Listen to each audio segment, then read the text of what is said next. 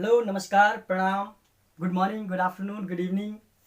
आप जब कभी भी हमारे इस वीडियो को देख पा रहे हो, आप सभी को मेरा दुआ लग जाए। और दोस्त, आप सबके बीच फिर से एक बार ज़बरदस्त स्टोरी के साथ मैं उपस्थित हुआ हूँ। और उपस्थित होने के बाद ऐसे ही जर्नी शुरू होती है स्टोरी का। एक गांव में एक लड़का रहा करता था। वो बड़ा ही किस्मत पे भरोसे ही बैठा रहता था, हमेशा किस्मत के भरोसे ही टाल देता था, हर काम किस्मत के भरोसे टालता था। ऐसे ऊपर से भगवान देख रहे थे कि ये लड़का हमेशा किस्मत की को ही खोजता रहता है, किस्मत को ही हर चीज पे डिपेंड कर देता है। आखिर क्यों? तो एक दिन ऐसा हुआ कि भगवान जो है ऋषि बन करके आए, उनको दर्शन दिए और उनसे बोला कि आप कहीं नौकरी क्यों ट्राई करते। तो बोला, भगवान ने मेरे लिए ढूंढ रखा होगा, किस्मत में होगी तो मिल जाएगी। तो उन्होंने ऋषि ने बोला, तो अच्छा एक काम कीजिए, आप आज आप यहां से चल करके ये 7 समुंदर पार जाइए। आपका किस्मत आपका इंतजार कर रहा है, आपका किस्मत आपका इंतजार कर रहा है। वो लड़का उन ऋषि पे विश्वास करके वो आगे बढ़ता चला जाता है। आगे बढ़ते बढ़ते बढ़ते वो रास्ते में ही एक उनको घोड़ा मिलता है। हेलो, क्या मिलता है? घोड़ा उससे पूछता है, अरे ये सन्नाटे जंगल में तुम क्या कर रहे हो इंसान? तो उस इंसान ने जवाब दिया कि मेरा किस्मत इस 7 समुंदर पार इंतजार कर रही है, मैं किस्मत से मिलने जा रहा हूं। तो बोला, भाई मेरा भी एक संदेश ले जाओ किस्मत से, किस्मत के पास मेरा भी एक संदेश ले जाओ। और वो संदेश बोला कि मैं इस जंगल में बहुत दिन से भटक रहा हूं, बहुत दिन से भटक रहा हूं।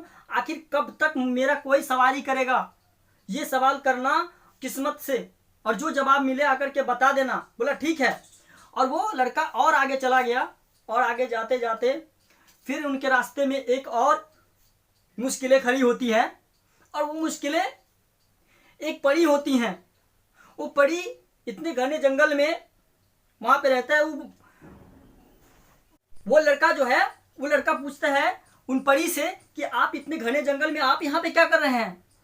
तो उन्होंने बोला कि एक ऋषि आए थे, ऋषि ने मुझे बोला कि वो आपका किस्मत वहां पे इंतजार कर रहा है। तो बोला कि किस्मत? हाँ, मैं किस्मत से ही मिलने जा रहा हूं, आपका कोई संदेश है? तो उन्होंने बोला, मैं कई कई साल से मैं यहाँ पे इंतजार कर रही हूँ किस्मत का, कि आखिर वो कौन राजा है जो हमको यहाँ से विवाह करके ले जाएंगे। तो उन्होंने बोला ठीक है, मैं आपकी संदेश वो किस्मत से जरूर बता दूंगा। तो ऐसे ही चलता चलते और वो लड़का और आगे चला गया। आगे चलते चलते चलते वो बड़ा ही थक जाता है, धूप लग जाता है, बड़ी धूप रहता है तो बहुत थक जाता है। थकने के बाद एक पेड़ के नीचे बैठ जाता है। और वो पेड़ के नीचे बैठने के बाद थोड़ा सा नींद लगता है और एक चिल्लाने की, रोने की आवाज आती है बहुत सारा। और रोने की आवाज आती है तो बोलता, भाई कौन है वो, कहाँ से रोने की आवाज आ रही है? तो पेड़ आवाज देती है कि हाँ मैं हूं, मैं पेड़ हूं जिसके नीचे आप छाया में बैठे हुए हैं। कहता है वो लड़का, वो पेड़ से क्या हुआ, क्या तकलीफ है आपको? उन्होंने बोला कि ना जाने एक पेड़ के एक भाग बहुत ही सूखा हुआ है, एक भाग हरा है, मुझे बहुत तकलीफ होती है। आप क्या मेरे संदेश उस किस्मत तक ले जाएंगे? बोला जरूर। और ये लड़का उस पेड़ का भी संदेश लेकर के आगे बढ़ता है। आगे बढ़ते बढ़ते बढ़ते और आगे जाता है और समुद्र के पास पहुंच जाता है। तो एक मगरमच्छ बहुत ही छटपटा रहा होता है, बहुत ही परेशान रहता है। वो दर्द के मारे इधर से उधर लटपट होता रहता है। तो पूछता है, भाई क्या हुआ आपको, क्या तकलीफ है, आखिर क्यों दर्द के मारे इतना परेशान हो रहे हो? तो बोला कि भाई पता नहीं क्या है, मेरे पेट में बड़ी तकलीफ होती है, बड़ी दर्द होता है और बहुत तड़प होता है और मैं तड़पता ही रहता हूं हमेशा। तो बोला अच्छा ठीक है, मैं आपका इसका समाधान निकाल दूंगा। बोला कैसे? बोला मैं किस्मत से मिलने जा रहा हूं, मैं आपका इस समस्या का भी समाधान निकाल के लाऊंगा।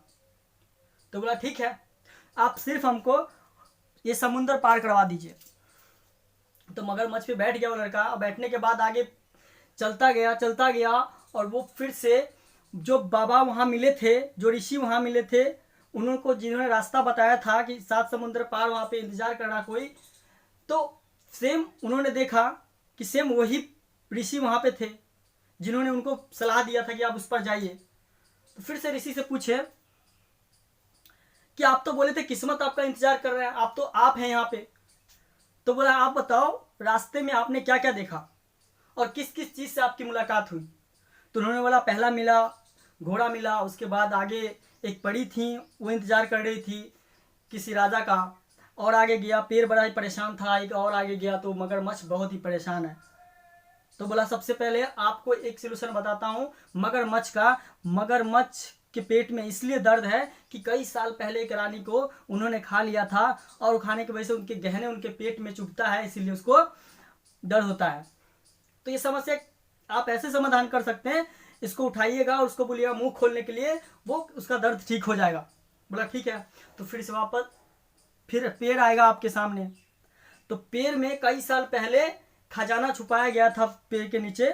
तो एक तरफ जहाँ सूखा है उसको आप तोड़ करके निकाल करके वो खजाना आप ले लेना, और आगे, और पेड़ के लिए भी यही समस्या था। और आगे गया, आगे जाते जाते फिर से उन्होंने बोला एक लड़की मिलेगी, लड़की किसी और का नहीं आपका इंतजार कर रही है, और वो जो घोड़ा है वो कई साल से किसी की सवारी का इंतजार कर रहा है, वो आप ही दोनों हैं जिनका वो इंतजार कर रहे हैं। बोला ठीक है। वो जाना शुरू किया, और मगरमच्छ क्योंकि अगर इस पार उन्होंने निकाल दिया तो उसको खा जाएंगे, तो उसने क्या किया कि बोला उस पार चलिए हम आपको समाधान बताते हैं, और गया और उसने मुंह खोला और उसके मुंह से निकाल के फेंक दिया। उसका जो गहना था वो भी उसका हुआ, आगे बढ़ता चला गया। पेड़ आया, पेड़ के एक साइड जो भाग सूखा हुआ था उस वहाँ खुदाई करवाया, खुदाई कराने के बाद जो सोना जेवरात खजाना था वो ले लिया और आगे चलता गया। और जाते जाते उन्होंने रास्ते में एक लड़की मिलती है जो परी इंतजार कर रही थी राजा का।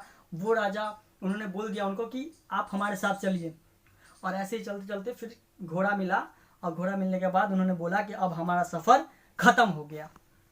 मेरा कहना है कि किस्मत के भरोसे मत बैठिए, कर्म के भरोसे बैठिए। कर्म करना जीवन में बहुत ज़रूरी है, कर्म करते चले जाइए, फल की चिंता मत कीजिए। कहीं ना कहीं आप कर्म कर रहे हैं तो उस कर्म का बहुत बड़ा ही फल मिलेगा।